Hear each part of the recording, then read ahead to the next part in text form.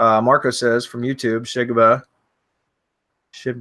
for multiple location websites, I know normally you guys recommend having one ring of social media that is going to syndicate posts, but in Facebook, you can have multiple location pages linked to one account. Would you recommend making at least the Facebook accounts for every location at least? Yeah, you can. Like, honestly, I would, because multiple location businesses should each have their own Facebook page, right? Each location should have its own Facebook page. So yeah, absolutely. What I was talking about was like a branded Tumblr, a branded Blogger, a branded WordPress, and all the other, like, you know, Web2s and stuff that we syndicate and we use as part of the syndication networks. You really only need one branded network that you can publish content to from the root domain, from the blog that's typically going to be on the root domain. And then you set up, so essentially you can silo the root domain to have categories for each one of the locations, right? So let's say you got 6 locations. I would set up a category for each location. And then what I would do is publish content, you know, just publish posts from the blog on the root site. Make sure it's the correct category selected. When you're targeting, let's say, location number 1, you're going to optimize the content and have the call to action link, right? And the link that you're going to be linking to that subdomain site or location page, whatever, however you've got it configured.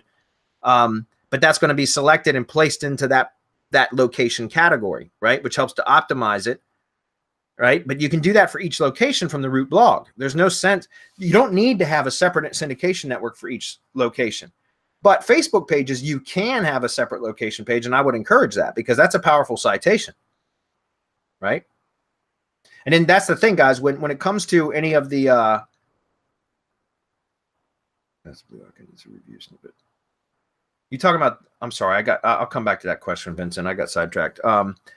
But the other thing about this is, you know, if you have a particular location that is not responding as well to the blog posts and the syndication from the root domain, then you can always go in and set up a location specific syndication network where you would just use the same brand name, but you would add a local modifier. So in other words, if it's Joe's Plumbing and there's 6 locations and one of them happens to be, I don't know, Fairfax, Virginia, then if he has a Joe's Plumbing syndication network that he's using to blog for all of the locations, but Fairfax, Virginia isn't really responding as well to the blogs from the root domain, then you could put a Joe's Plumbing Fairfax syndication network up and then syndicate content directly from that particular category on the root domain to just that network, right? Or you could even transfer and put a separate blog on that location specific site, if that makes sense. But guys, remember, categories in WordPress do have their own feeds. You can get a category feed.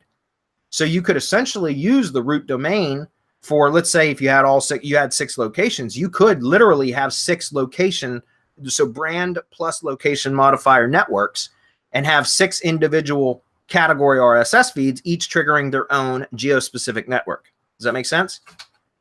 So again, you can get really complex with this stuff. I like to keep one branded syndication network to try to accomplish what I desire for all of the locations, because that's less work and it's easier.